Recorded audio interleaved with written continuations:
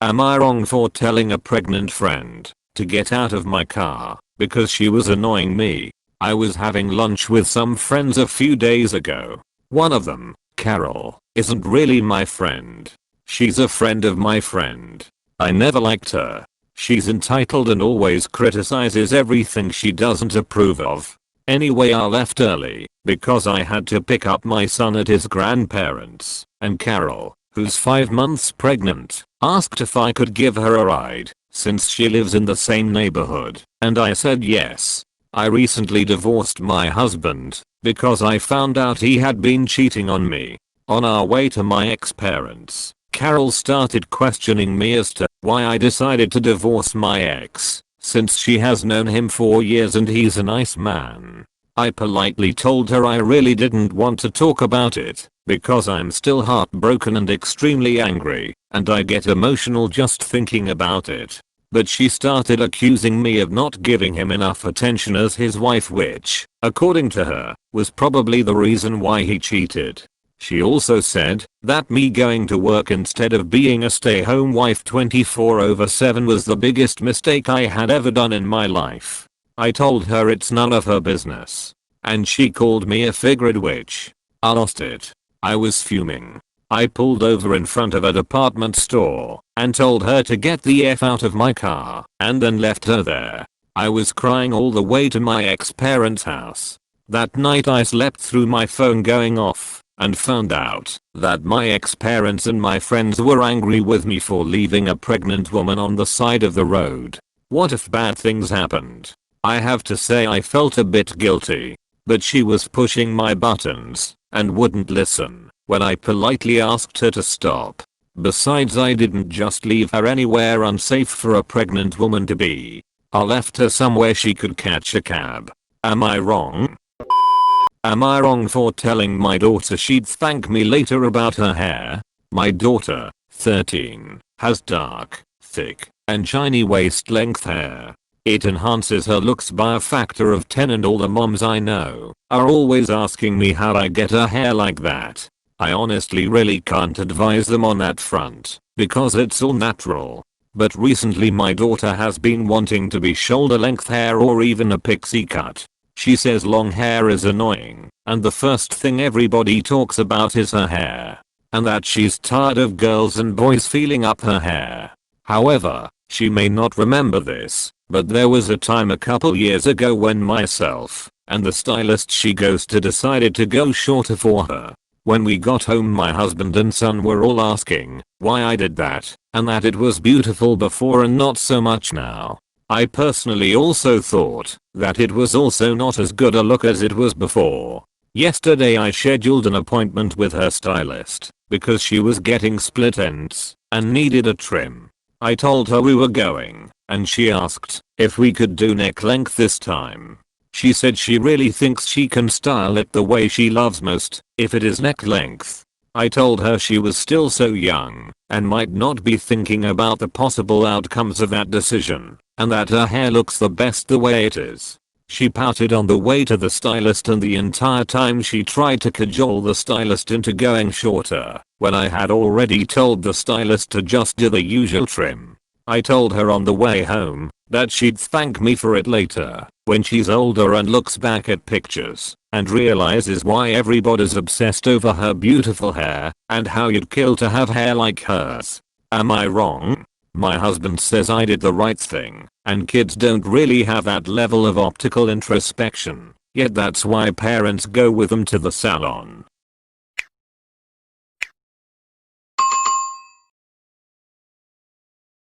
Am I wrong for making my son give up the signifiers of wealth at school, designer clothes and sneakers, being driven and nice cars, because he was making fun of kids for being less wealthy than us?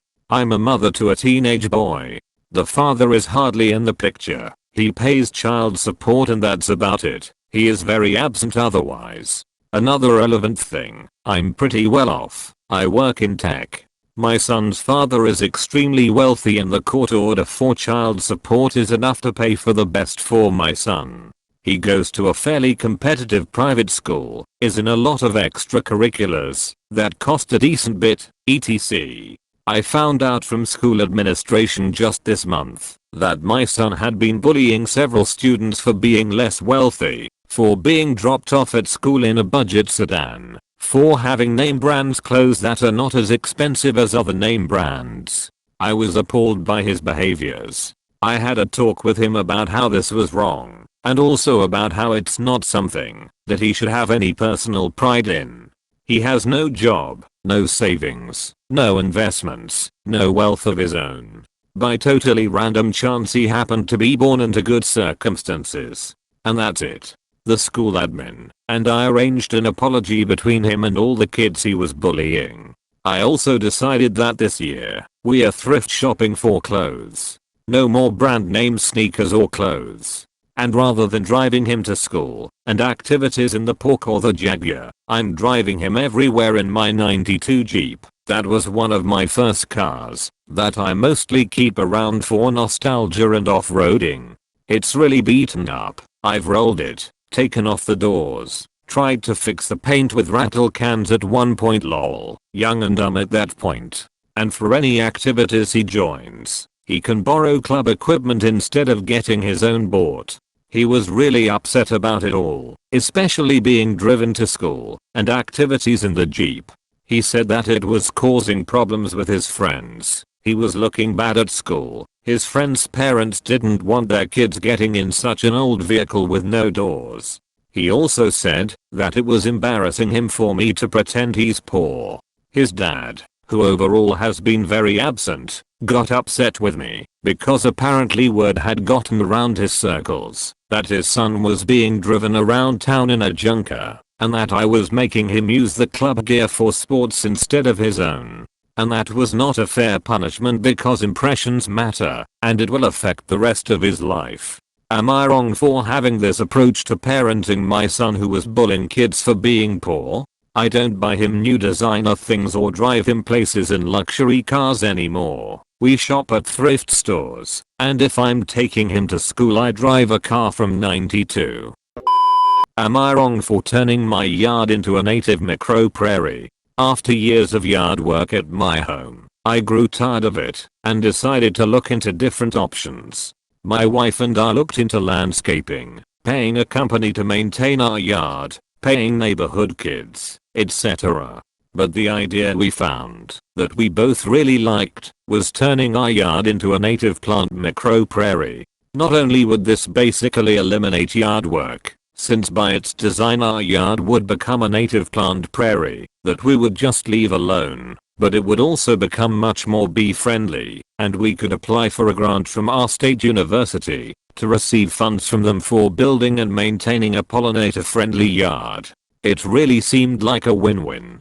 So we looked into initial costs and what we would have to do, and it all seemed like something we could get done in about a year and without too much expense. Yes, it was going to be a lot of work on the front end, but the long-term goal was to reduce yard work, and this was the best way we thought we could do it.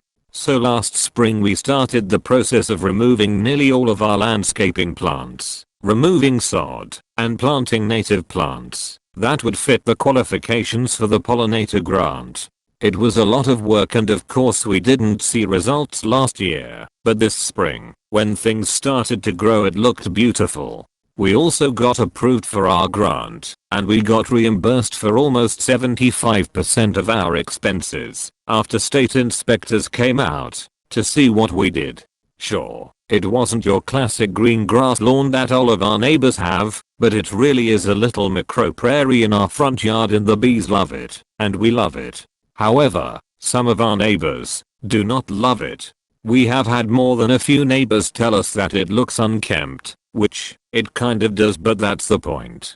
They've also complained about the bees because some of them are allergic. But the bees mind their own business as long as you leave them alone, and it's not like bees weren't here before we did this. There are just more now. When word got around that we actually got paid for doing this, we got a few curious neighbors asking if we thought it would work for their yards, and we told them of course it would. We gave out information to anyone who asked, and as far as I know, at least a couple of them have started plans for their own yards. I think it looks as aesthetically pleasing as a freshly mowed green lawn, and I haven't had to mow a single time all year. We still get dirty looks from some neighbors who think it looks ugly and brings down property values, but for the most part people are curious about it and think it's an interesting idea. One neighbor right next to us thinks it's great and is thinking of doing the same to her yard. But the man on the other side hates it and thinks we need to do it all over and put sod down again, like we did before.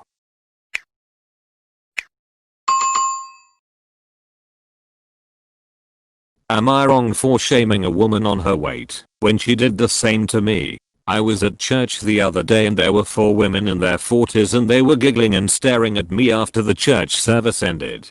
I know them from church events and church in general and make small talk, but I don't know them all very well. Anyways, they keep talking and giggling and I'm helping clear programs from the pews. They keep peeking at me and then turning away and talking to each other while laughing, and I realize at this point they have to be talking about me. I don't really care because I assume it's nothing bad.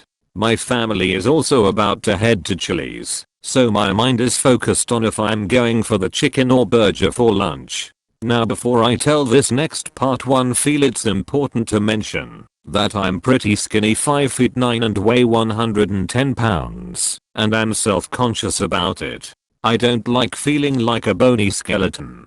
I head to the front pew near the group of ladies for my jacket. In the front one, Sandy, who is a lot more full-bodied and curvy, calls me over. And she says, "Hey age 22, I was just wondering, when you take a shower do you have to wear ski ice so you don't get sucked down the drain?" And then her and her friends burst out laughing. The joke was pretty lame, but it hurt my feelings to have them poke fun at my weight. So I say in response, "At least I can fit in the shower." They all got really silent and Sandy looked peeved. I just kinda got my jacket and then left without any of us saying anything. I feel kind of bad about it, but she was being so rude. I just wanna know, am I wrong? Did you like this video? If so, consider subscribing to Reddit. We upload new videos and updates every day.